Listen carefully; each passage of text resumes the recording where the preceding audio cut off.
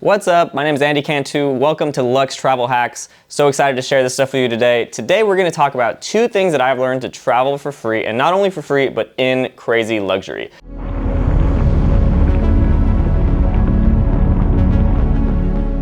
And again, if you like this kind of stuff, make sure to like, subscribe, turn on your notifications for more stuff just like this, and let's get into it.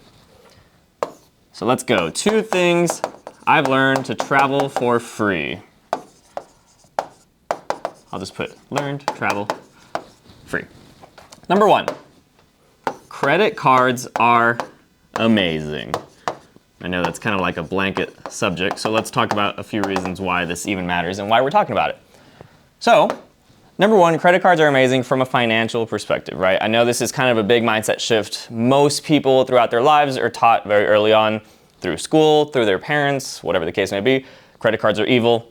Don't go into debt. Be very careful. Don't even get them if you don't need them. Use your debit card, use cash, whatever. Basically, they teach you all the things that are safe.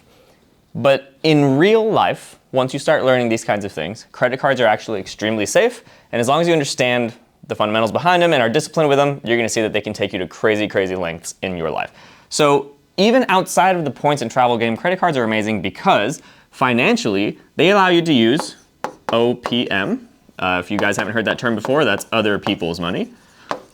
To do things like invest in yourself, invest in a business that you're trying to grow, buy and flip things, emergency stash basically built in.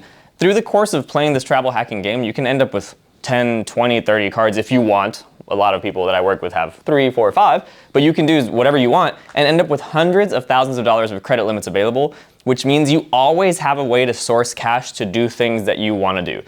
I'm not saying, and this is kind of where it goes into that dangerous part that your parents told you, right? I'm not saying take 100K and go to Vegas and blow it all, right? I'm saying take that 100K and find out ways to turn that 100K into 200K or 300K or even 110, right? And use OPM to your advantage. Leverage it to invest in yourself and invest in your business. So that is number 1 and a really, really important reason why credit cards are amazing. Number 2, protection. What do I mean by that? I mean when you swipe a debit card, for example, at the gas station and they steal it from you. Now they have your info, they pull money straight out of your bank account. What if you only had $1,000 in there or $500 or $2K or whatever? You can be drained to zero, and from experience I will tell you that the banks, especially in debit card world and checking account world, are not so friendly to you saying like, hey, someone defrauded me in some way, can I get that money back? It's not so simple. It tends to be a little bit difficult because that's like, I guess, cold hard cash in their eyes, right? So credit cards, on the other hand, offer you this protection in terms of disputes or fraud or whatever. If you've ever had a card, and anyone will tell you, if you've ever had a charge that was kind of like sketchy, you call them or you go online and you dispute it, done. The money's back in your account and they handle the investigation and they handle the chargeback and getting the money back. So just for that reason alone, if you can put as many charges as possible on your credit card as opposed to other instruments like debit card or whatever, it is a great idea. So I would say that these are like the core financial benefits. We can talk about one more, which is free money. And in another video, we'll get into the specifics, like the math, I guess, behind this. But here, I'll put here, because of the card cycle. Many of you know you charge up, you owe the card. Obviously, you can carry a balance and leave it and pay interest every single month. But what you might not know is that interest is not automatic. It's not on everything that you swipe. So if you go swipe today $5,000 on an emergency repair of I don't know what, you don't immediately pay interest on those $5,000. The way it works is your credit card has a cycle, like a flow of money from statement to statement. You swipe a card, and you basically have anywhere between 30 to 60 days, depending on when your statement dates are. And that's why I said it gets a little bit more complicated, so we'll get into it later. But basically, inside of this cycle, as long as you pay by the day it is due, you pay $0 in fees, $0 in interest. It is literally free money. So that goes back to the same thing using OPM. You can use OPM and not have to worry about, paying the money as long as you can pay it inside of the cycle. You don't have to worry about paying the interest or any fees. Literally free money. And lastly, and the most important to us, I guess, in this travel hacking world, is rewarding. If you've seen any other videos on Instagram or anything like that, you know that credit cards are the way that we can travel in incredible luxury for free. And that is because they reward us with points. Now, a lot of them reward us with cash back. We're gonna get into that in the second point. But basically, the rewards that credit cards bring to you by just spending what you were already spending in your normal life, by just doing what you were already doing, but shifting that over to credit cards, shifting your mindset, and disciplining yourself means that you're gonna get rewarded 5 to 10 times what you were getting rewarded before. And if you were using a debit card, it's truly life-changing to make that shift over to credit cards. So, we'll get a new page going here. Number 2, cash back is evil. And I'll put here, points are money. So, this might come as a shock, right? The probably largest display of the rewards all around the world is cash back. I mean, there are famous people, celebrities, actors, all being hired to do commercials on cashback cards and Capital One and even Chase and all this kind of stuff. So why is it evil? What do I mean by that? Cashback limits your potential. So let's be clear by what I mean. Normally a cashback card will give you 1, let's just say maybe 2% cashback. It doesn't sound bad.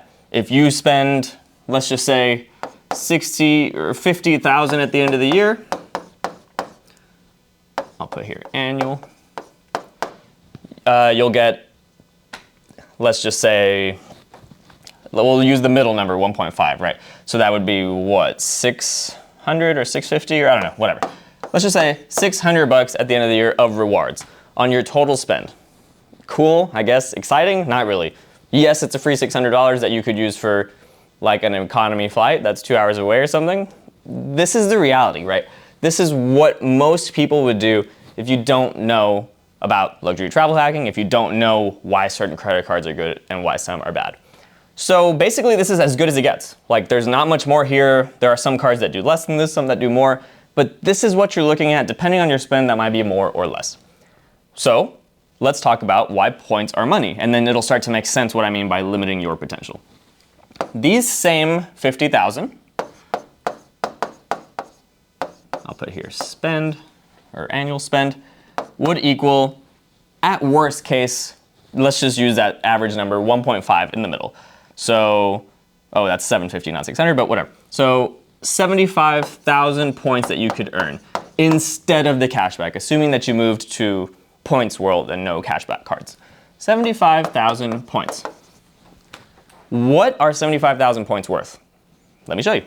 75,000 points is enough to get you a business class flight to Europe. Let's just say, we'll put here, biz class Europe. And that tends to cost normally around $4,000 to $5,000.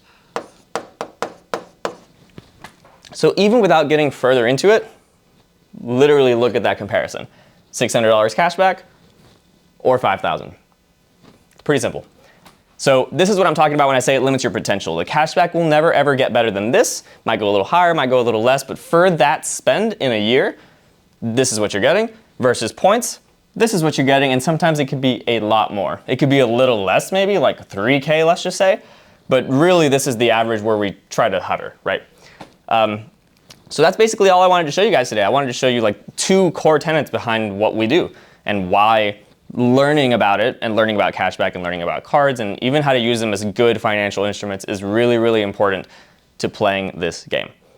So if you want to learn more about this stuff, I've put together a free training to show you. All you got to do to get access is click the link. So I'll see you inside. See you in first class.